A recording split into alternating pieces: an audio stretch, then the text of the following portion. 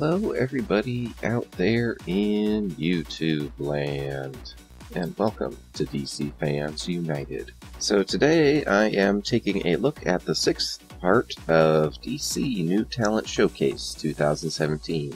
But first off, I have a quick shout out for my friends over at OutrightGeekery.com. It's a cool geek website, and I have a link for them in the description box. So in this book, there are 7 different short stories, and I've been doing a series of videos to cover all the material in it. This is the 6th part in the series, so be sure to check out parts 1 through 6 by checking on the video tab or with links in the description box. So I've been doing reviews on this by reading it online, but I actually liked it so much I went out and bought a physical copy of it. So this 6th story is about Dr.Fate and is written by David Ocampo with art by Sam Lotfi and colors by John Roch. So Dr. Fate's a pretty interesting character to me, so I was kind of excited to read this story. All these stories are quite short, so they have to be very concise and kind of limited in their scope. But anyways, we start off on the first page here, and we see Dr. Fate himself. It's a pretty cool full page, and he's battling this monster here, as you can see, is attacking the town. So we get that, and the title of this story in the issue, and it's called The Cost of Magic.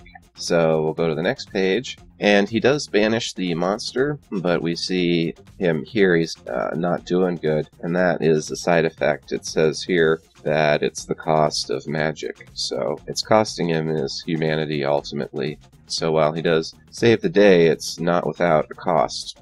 So he's back at his tower now, which is where he lives, and it's called the Tower of Fate, and he comes in and he has this, essentially a magic helmet and amulet, and he can talk to it and stuff. And anyways, he asks the helmet what's happening, and he accuses it of being the one that's causing the problems. But anyways, the helmet says that he doesn't do anything, it's just that he's changing from using the magic. And he's like, no more riddles, and he doesn't believe him, so he builds a little hole in the wall and walls it up and puts the gear in there. And he tries to go about his regular daily life, and you see him shaving and stuff, and he goes to town and he's looking at the books and stuff, but someone sees him and is all horrified.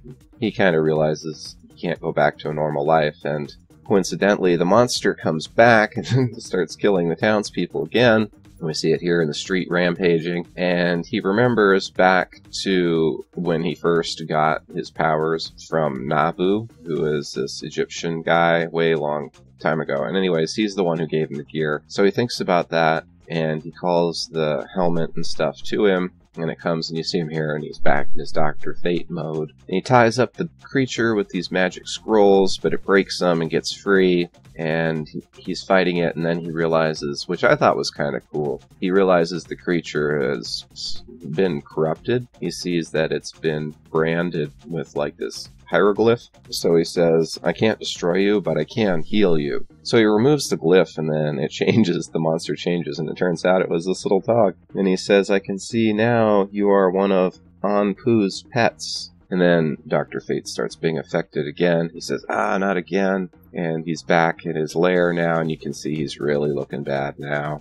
So his whole body is falling apart, and basically he finds out that from using the magic, he's gonna lose his humanity. There's no going back, but he makes a deal essentially to keep his humanity for a little while in exchange for helping the helmet do whatever it wants. And it turns out too, he finds out that the helmet is the thing that branded the dog and turned it into an evil monster. So clearly Dr. Fate is being manipulated. So, and that's the end of it there. I thought it was pretty interesting. Good little short story. That's all for now. There's one more part in this book, so we'll be looking at part 7 next time. It is about Wonder Woman, so I'm looking forward to that. That's all for now, and as always, thanks for watching, and if you aren't subscribed, please subscribe, and that's all for now. Thanks. End of line.